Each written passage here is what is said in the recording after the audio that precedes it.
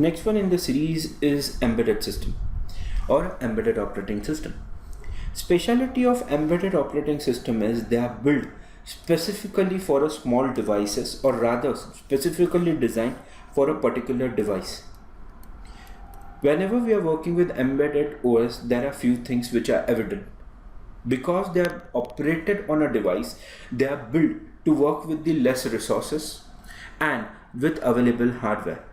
Because they are custom built for a particular device, they always tend to give you most efficient use and performance of its working as well as the device. The basic logic is very simple. Device which has the hardware, one would specifically build an OS, which is a software that would work with the device.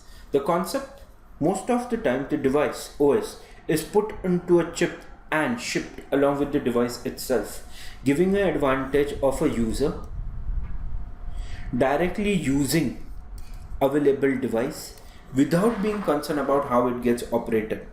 These are extremely efficient, or rather I should say they are extremely made efficient to work with a dedicated hardware, and they work precisely in one or two basic functions with the device which the device is built for.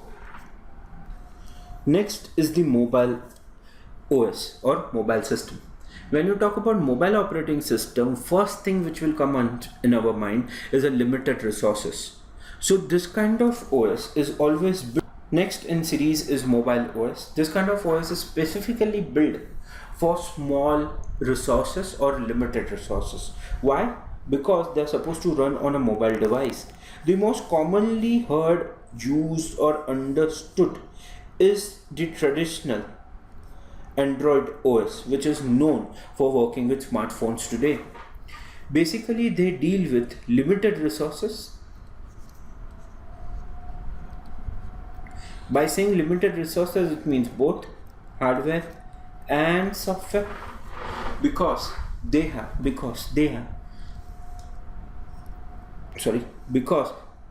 supposed to work on a small scale devices. Although today the scenario is changing, we are having a very powerful chipsets, huge RAMs to address, but still compared to the growth of PC and the laptop, this growth is fairly small and lesser. But still, feature wise, they do give you a great GUI. In fact, more attention has been today kept on the GUI because that would decide device, or rather mobile's usability.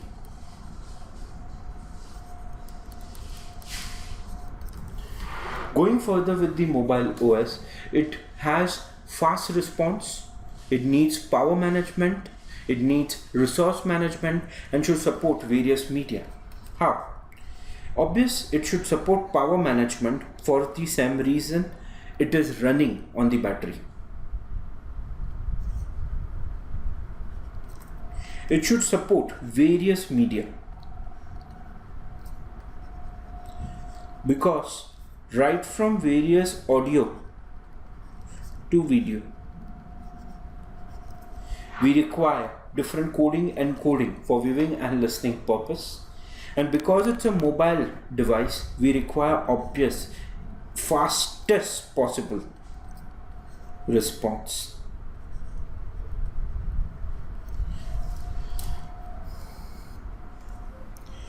Going with the next is real-time IO or real-time operating system performing IO. Real-time operating system has its own importance. Many of the alarms, fire alarms are running this kind of operating systems. The basic idea of real-time operating system is to achieve multitasking with real-time capability.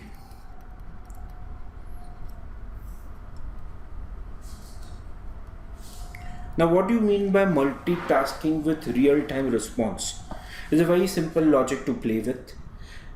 There are many DSP based processings which requires RTOS, real-time operating system that is. They have various tasks, but each task needs to be performed in a most efficient manner with limited amount of time and response period. That's it. Thanks for watching this video.